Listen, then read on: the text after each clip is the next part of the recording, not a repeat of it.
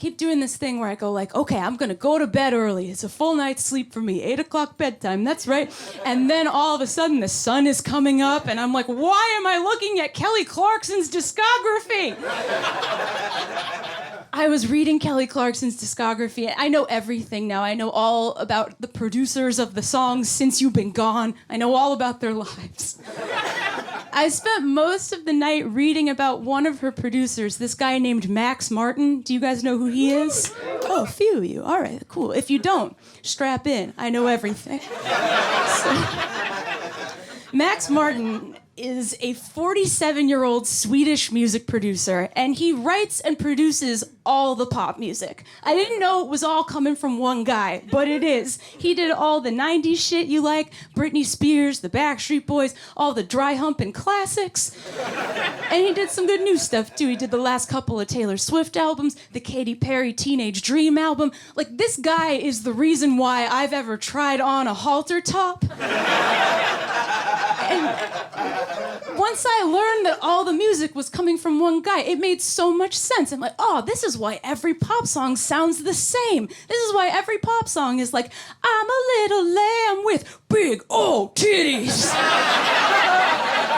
Because it's all coming from this Swedish guy, and English is his second language. Doesn't it make so much sense?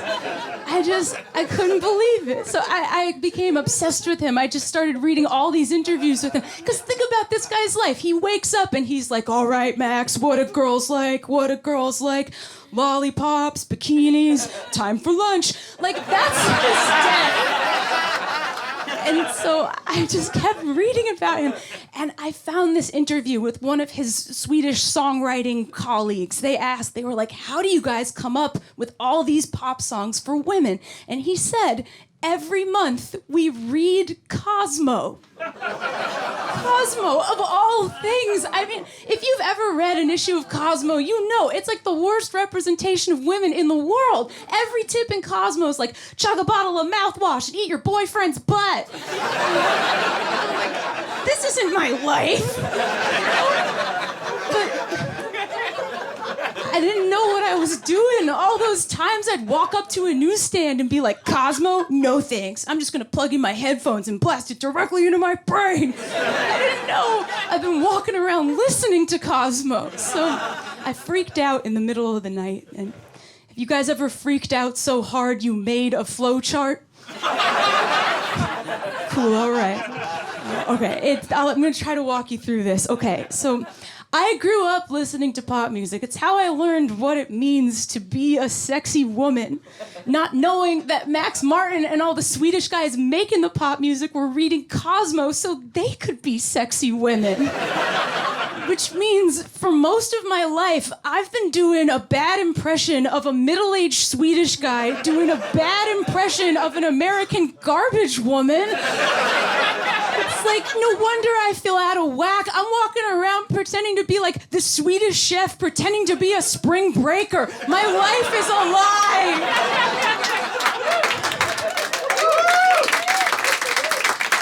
And then I was like, well, time for work. And I showed up all frazzled. I was all messed up. And everyone's like, are you okay? And I'm like, don't you get it? There's a man controlling the radio. He's telling me how short to wear my shorts. He's making me learn dance moves I don't want to dance. He's making me blow dudes.